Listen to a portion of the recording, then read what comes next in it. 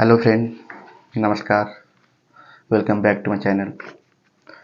मैं प्रशांत एक बार फिर से एक नया ब्लॉग में कुछ बोलना चाहता हूँ।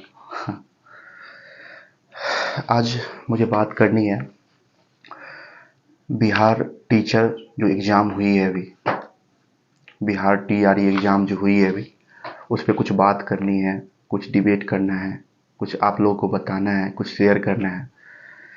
जैसे कि बिहार टीचर का एग्ज़ाम हुआ, सरकार ने एग्ज़ाम लिया, बिहार के 38 जिलों में एग्ज़ाम हुई और लाखों लोग एग्ज़ाम दिए।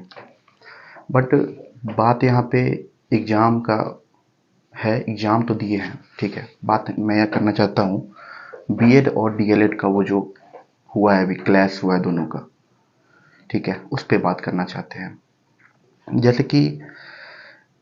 जैसे डीएलएड वाले एग्ज़ाम दिए और बीएड वाले एग्ज़ाम दिए, दोनों एग्ज़ाम दिए। कुल पद था, कुछ डेटा मेरे पास है, वो मैं बोलना चाहूँगा, फिर ये बात को आगे बढ़ाऊँगा। जैसे कि कुल पद 1,70,000 कुछ समथिंग लिया गया। आवेदक थे 8,15,000। बीएड और डीएड दोनों को मिला के 8,15,000 समथिंग आवेदक थे, जिसमें से 3,80,000 बीएड अभ्यर्थी थे और जितने रेस्ट बचे वो डीएलएड अभ्यर्थी थे। बात यहाँ पे बीएड और डीएड का इसीलिए कर रहा हूँ क्योंकि बिहार सरकार, हमारे नीतीश कुमार और प्लस बीपीएससी इतने बड़े ठगी किए हैं।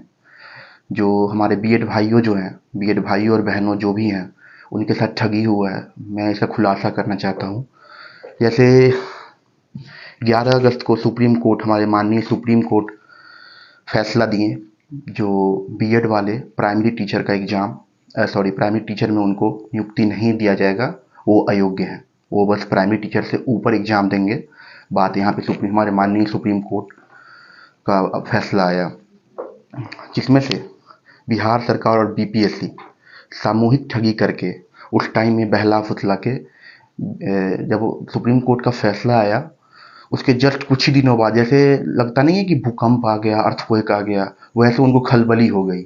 इससे पहले मैंने देखा 7 महीने 8 महीने में कोई भी एग्ज़ाम नहीं लिया जाता है। जैसे बीपीएससी का हो, एसएससी का हो, बिहार एसएससी का हो, बहुत सारी पोस्ट हैं, बहुत सारी एग्ज़ाम लेती है बिहार सरकार, बट 7 महीना 8 महीने पे एग्ज़ाम लेती है।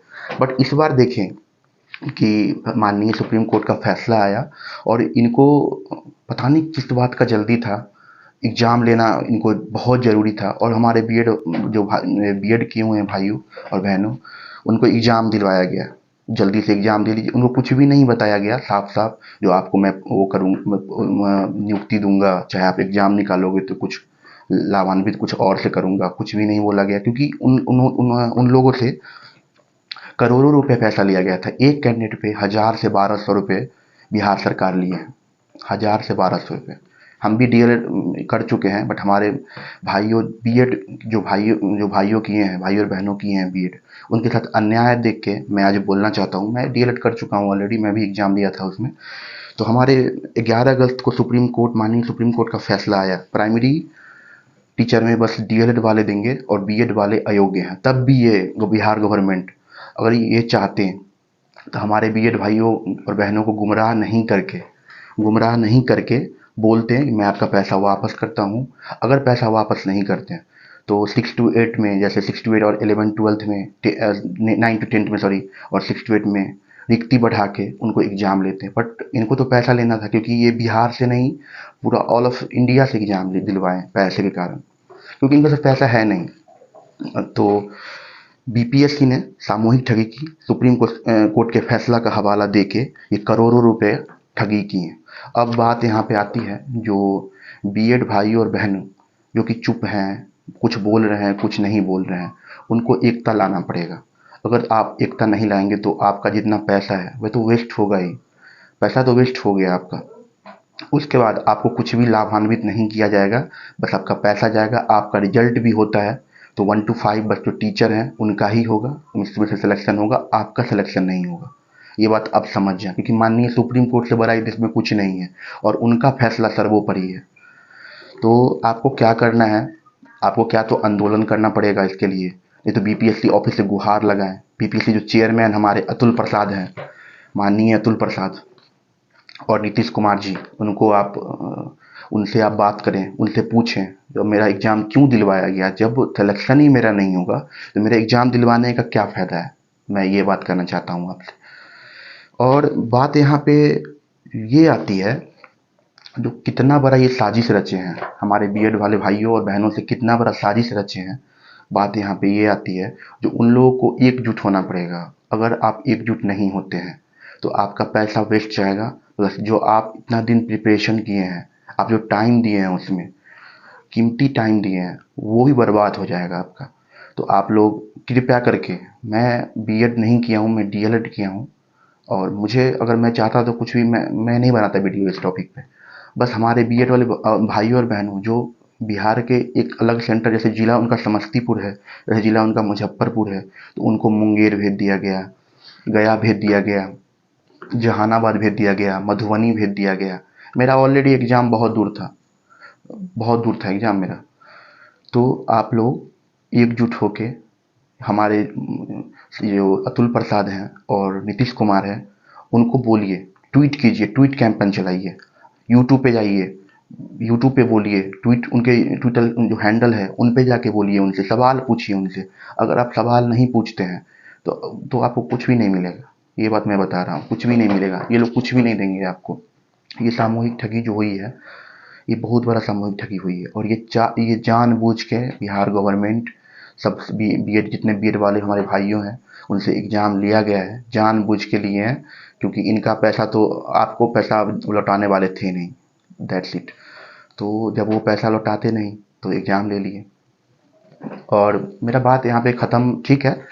आप लड़िए, आप सवाल उठाइए, आप सवाल पूछिए, हमारे सरकार जो है, बिहार सरकार जो है, उनसे सवाल पूछिए आखिर क्यों ऐसा कर रहे हैं वो। तो टॉपिक हो गया ये। अब बता रहे हैं परेशानी। आप ये समझिए, जो साल में एग्ज़ाम दिलवाते हैं, ये 1 साल 8 महीने 1.5 साल में एग्ज़ाम लेते हैं, उनको क्या पता था कि 2 महीना में, 2 महीना और 1.5 महीना में एग्ज़ाम लिया गया। कोई भी बच्चा ने प्रिपरेशन किए थे अच्छा। मैं खुद प्रिपरेशन नहीं कर पाया, क्योंकि 15 दिन, 20 दिन, 25 दिन फॉर्म भराया गया और एग्ज़ाम लिया गया, क्योंकि एग्ज़ाम का कोई शेड्यूल नहीं था। एग्ज़ाम का शेड्यूल तब आया जब हमारे माननीय सुप्रीम कोर्ट से फैसला आया कि बीएड वाले अयोग्य रहेंगे।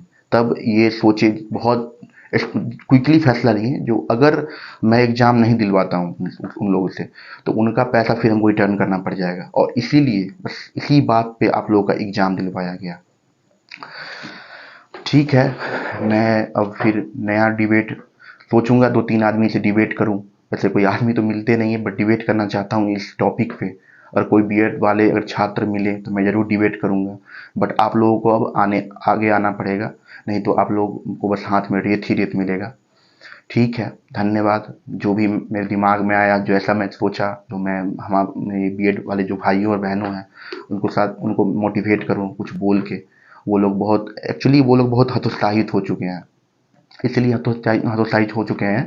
तो ये लोग बहुत बड़ा स्कैम किए हैं, इसलिए हतोत्साहित हो चुके हैं। और न जाने यूपी से, कहाँ से, हरियाणा से, राजस्थान से, बिहार में इतना कष्ट में, जब वो रेलवे का मैं देखा था, पटना का रेलवे स्टेशन था वो पूरा फुल था।